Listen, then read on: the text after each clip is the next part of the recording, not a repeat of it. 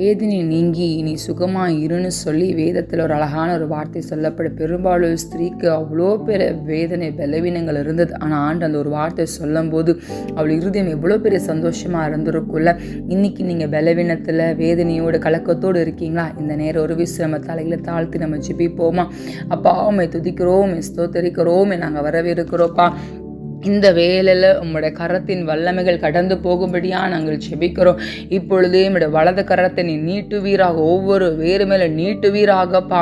ஆண்டவரே, யாரெல்லாம் பலவீனத்தோடு தகப்பனே யார்கிட்ட சொல்லுவேன் என்னோட வேதனையை, யார்கிட்ட பகிர்ந்து கொள்ளுவேன்னு சொல்லி கலக்கத்தோடு இருக்கிற ஒவ்வொரு பிள்ளைகள் இந்த வேலை நீர் தொடும்படியாக நாங்கள் செபிக்கிறோப்பா. இப்பொழுதே உம்முடைய வலது கரத்தை நீ நீட்டுவீராக, நீ நீட்டுவீராக சுவாமி. அப்பா, பிள்ளைகளை நீர் பலப்படுத்துவீராக, என் நாமத்தினால் எதை கேட்டாலும் நான் தருவேன் நீங்க சொன்னீங்கல்ல.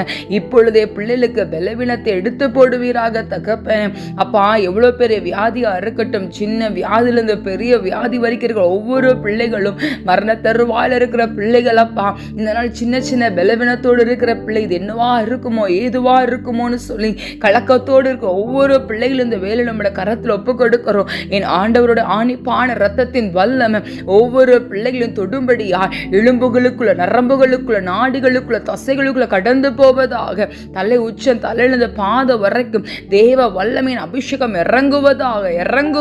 டேடி இறங்கட்டும், டேடி இறங்கட்டும் சுவாமி. இப்பொழுது சத்துரு போடுகிற திட்டங்கள் நிர்மூலப்படட்டும். இயேசுவின் கரம் கடந்து வந்து பிள்ளைகளை தொடும்படியா நாங்கள் செபிக்கிறோம். இப்பொழுது நீ தொட்டு விட்டதற்காக உமக்கு நாங்கள் நன்றி செலுத்துகிறோம்.